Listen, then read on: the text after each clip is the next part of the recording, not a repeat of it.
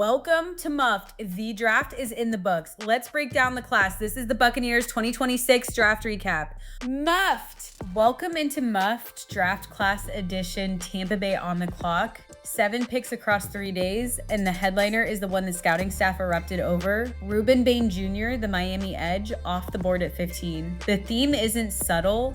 The Buccaneers got bigger, meaner, and younger on defense, a pass rusher and a Mike linebacker, both 21 years old, and a nickel corner who plays like he's mad at the football. They sprinkled in 2 pass catchers and a guard, but make no mistake, this was a defense-first reset. Rob McCartney said as much. He wants to dictate down and distance and set up more third and longs. Start with the pass defense because that's where the math screamed. In 2025, Tampa bled plus 41 expected points added through the air, opposing passing games worth 41 expected points above average against this group, and surrendered 30 passing touchdowns. Enter Bain at 15, 9.5 sacks at Miami, 3rd in the ACC, 15th nationally, and 15.5 tackles for loss, also 15th in the country.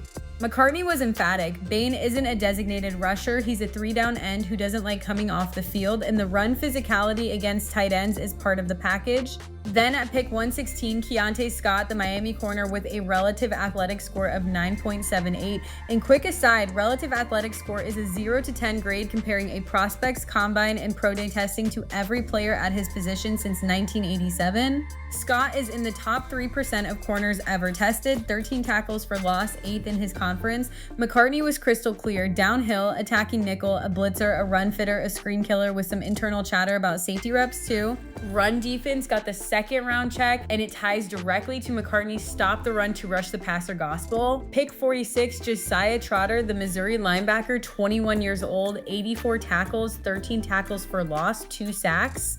McCartney flat out said pairing a young edge with a young Mike will define this defense's identity for the next 5 to 10 years. That's a long runway bet on 2 cornerstones at the 2 most important defensive positions. Then at 155, DeMonte Capehart, the Clemson defensive tackle, and the athletic profile gets loud. Relative athletic score of 9.96, top 1% of defensive tackles ever measured. Production was modest, 20 tackles, 2.5 for loss, 1 sack, and McCartney admitted the tape hasn't caught the testing yet, but he called Capehart's pure power and knockback some of the best in the draft. Tampa's run defense was already a strength in 2025 at minus 28 expected points added on the ground. They're doubling down, flip to the passing offense, where Tampa lived in the red, minus 16 expected points added through the air in 2025, below average production. The answer at pick 84, Ted Hurst, the Georgia State receiver who smashed the Sun Belt.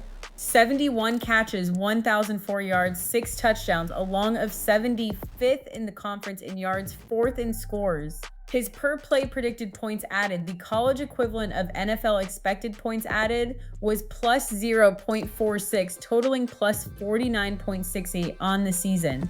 That's elite efficiency. Pair with a relative athletic score of 9.91, top 1% of receivers tested, and you've got a small school producer with first-round traits. McCartney sees him outside, though he noted this offense doesn't really have a true X. Then at 185, Tampa traded up for Bauer Sharp, the LSU tight end.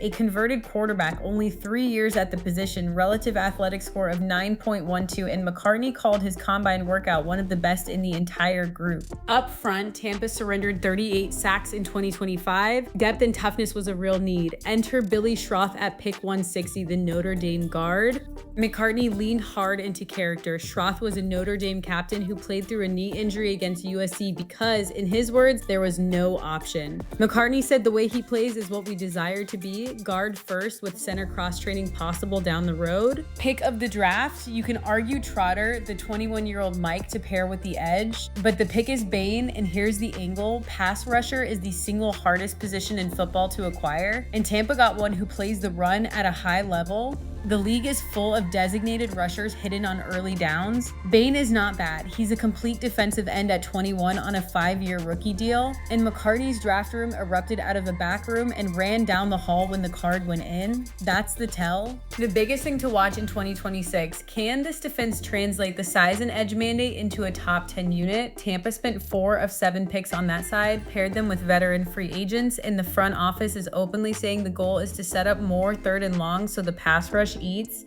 That's the stress test. If Bane and Trotter become the identity at 21, this class ages into a foundation. If Capehart's testing never meets his tape and the boundary corner room stays thin, the bet looks shakier. Muffed! That's the Buccaneers 2026 draft class. 2 things before you go.